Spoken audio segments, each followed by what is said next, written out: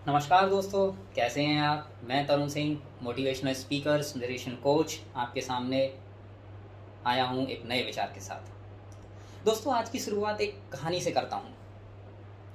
कहानी कुछ ऐसे है कि एक चिड़िया थी जो अपने अंडों को लेकर समुद्र के ऊपर से उड़ रही थी और अचानक ही उसके अंडे जो है समुद्र के अंदर गिर गए। चिड़िया बहुत देर तक समुद्र के किनारे बैठी रही, दुख मनाती रही, रोती रही और समुद्र को बुरा भला भी कहती रही कि इसने मेरे अंडे खा लिए, इसने मेरे अंडे निगल लिए, ये जल्दी से सूख जाए, इसका बुरा हो, ये हो, वो हो। बहुत देर तक दुख मनाने के बाद उस चिड़िया ने सोचा कि मेरा ऐसा करने से या मेरा ऐसा कहने से कुछ नहीं होगा, मुझे कुछ करना पड़ेगा। और उस चिड़िया ने उस समुद्र को खाली करने की ठान ली। उठी, अपनी चोंच से एक बूंद पानी लेती और बाहर फेंक देती, एक अपनी चोंच से एक बूंद पानी लेती और बाहर फेंक देती। ऐसा करते करते जब उसे बहुत समय बीत गया तो वहाँ एक दूसरी चिड़िया आई और उसने ये मंजर देखा तो उसने पूछा कि अरे बहन, ये क्या कर रही हो।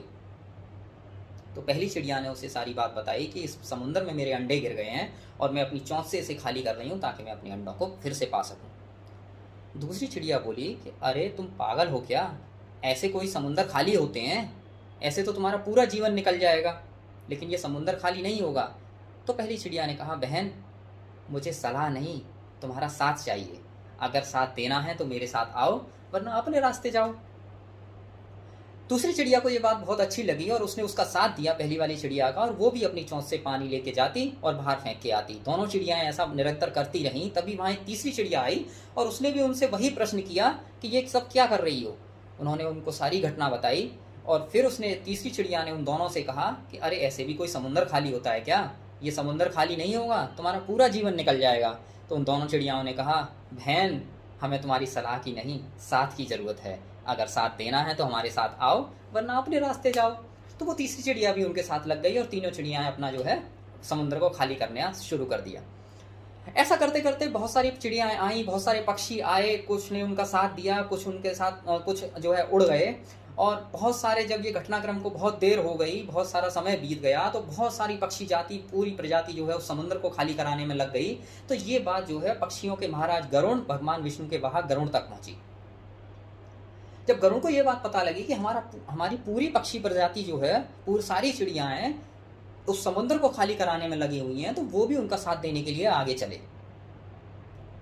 भगवान विष्णु जैसे ही वो आगे चले तो भगवान विष्णु बोले कि अरे महाराज, गरुड़ महाराज, अब तुम कहाँ जा रहे हो। तो गरुड़ महाराज ने उनको पूरा घटना बताई कि ऐसे ऐसे हम पूरी चिड़िया जो है उस समुद्र को खाली कराने के लिए लग गई हैं और मैं भी उनका साथ देने जा रहा हूँ। गरुड़ विष्णु महाराज बोले कि अरे महाराज जी, अरे गरुड़ महाराज जी, ऐसे भी कोई समुद्र खाली होता है क्या, ऐसे समुद्र खाली नहीं होता, बहुत बड़ा है, बहुत अथाह है, तुमसे नहीं हो पाएगा। तो गरुड़ महाराज बोले, भगवान हमें आपकी सलाह नहीं, साथ चाहिए। अगर हमारा साथ देना है तो हमारे साथ चलिए, वरना आप यहाँ विराजिए। भगवान विष्णु को ये बात बहुत अच्छी लगी और वो भी गरुड़ महाराज के साथ उन चिड़ियाओं का, सभी पक्षियों का साथ देने के लिए समुद्र के पास आए। उन्होंने समुद्र सुखवाया और चिड़िया जो है, जो जिसके अंडे थे, वो अपने अंडे लेकर खुशी खुशी अपने घोंसले में अपने घर को चली गई। दोस्तों, कहानी महज इतनी सी है, बहुत छोटी सी कहानी है, लेकिन सीख, इसकी गहराई बहुत बड़ी है।